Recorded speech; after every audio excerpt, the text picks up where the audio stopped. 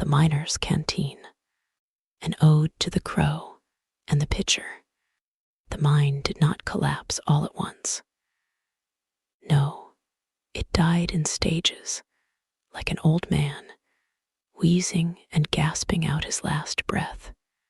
First came the groan, a low, thrumming moan that rolled through the tunnels, rattling lamps on their hooks and sending a shiver through the bones of every man within earshot. Then the cough, stones tumbling loose, dust rising in a choking haze. And finally, the roar. Timber supports cracked like gunfire, walls folded inward, and the earth swallowed itself in a thunderous, suffocating embrace. When silence returned, Jacob Hartley found himself alone. He lay pinned in a pocket of space, just large enough to breathe, coughing blood into his handkerchief. The air stank of burnt lamp oil and churned rock. His head throbbed with a wound he hadn't bothered to check. Warm blood ran down the side of his face, sticky against the grit. His lantern, cracked but still sputtering, cast a jaundiced glow over broken beams and rubble stacked high as gravestones. And there, just beyond reach, was his canteen. It sat upright between two beams, metal dented, cap still tight. He could see the faintest glimmer of water inside. It was laughably little, maybe 2 mouthfuls, but it was enough. Enough to hold off death for a day or two. Enough to keep him sane in the smothering dark. Jacob stretched his arm. His fingers clawed the air, straining, scraping the dirt. Too far. His arm fell limp, trembling with the effort. He cursed, the sound swallowed by stone. Hours passed, or maybe minutes. In the dark, time curled and twisted, impossible to measure. His throat grew dry as coal dust, tongue thick and useless. He licked his cracked lips until he tasted blood. Still the canteen waited, mocking him, a silver tooth grinning from the rubble. Desperation breeds invention. Every miner knew this. Jacob gathered what he could from the debris, shards of rock, splinters of wood, even a rusted nail. He lobbed them one by one at the canteen, his hands shaking, vision blurred. Miss, miss, clang. One struck the beam, sending the canteen wobbling but still out of reach. He spat a curse, hurled another. Hours or days bled together as he threw again and again, each strike nudging the canteen closer. His fingernails split, his knuckles bled, but he didn't stop. At last, God above, at last, the canteen tilted, rolled forward, and fell into his grasp. His hands shook so violently he nearly dropped it. He unscrewed the cap with his teeth, raised it to his mouth, and drank. The water was warm, metallic, but glorious. He gulped it down in greedy swallows, the last drop sliding like a kiss across his tongue. And that was when he tasted it. Not water, not entirely. There was a sweetness beneath the iron tang, a sweetness he knew but could not name. His lantern flared as if in answer, casting a sharper light over the rubble. He froze. The stones he had thrown were not stones. Not all of them. A pale shard lay among the rubble, a jawbone, teeth still clinging in a silent scream.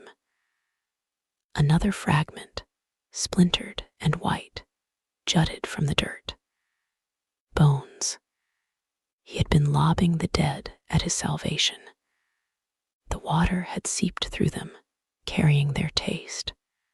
Jacob gagged, retched, but the taste lingered. Worse, it warmed him. It filled him with strength. His hands steadied, his breath deepened, his chest loosened as if some invisible weight had lifted. The ache in his skull dulled. His eyes glimmered with unnatural clarity. Then he heard it. Boots on stone, shuffling, deliberate. He staggered to his feet, clutching the canteen to his chest. Rescue. The others had survived. They had to have. Here, his voice cracked. I'm here, over here. Shapes emerged from the dark, but they carried no lanterns. Their eyes glowed faint, pale as quartz in the lamplight. Their mouths sagged open in wet, terrible grins. He knew those faces, Bill Carson, the foreman, lost in a collapse 3 winters ago. Jonah Price, buried beneath a cave-in before Jacob's boyhood. Others, too many to name.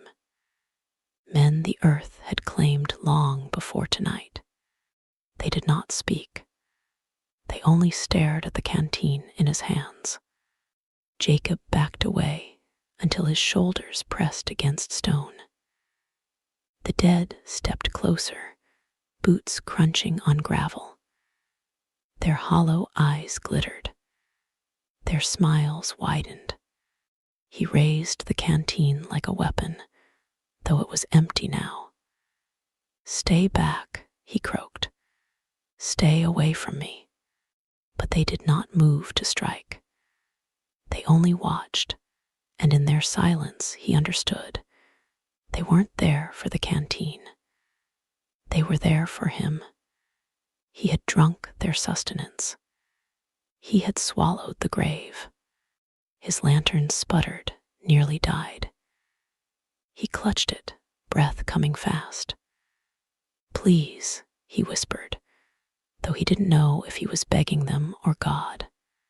The dead tilted their heads in unison, like children regarding a curious toy.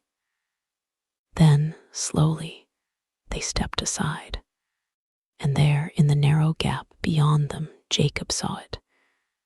A sliver of air, a draft, the faintest breath of the surface. Escape. His legs shook as he moved. The dead did not follow.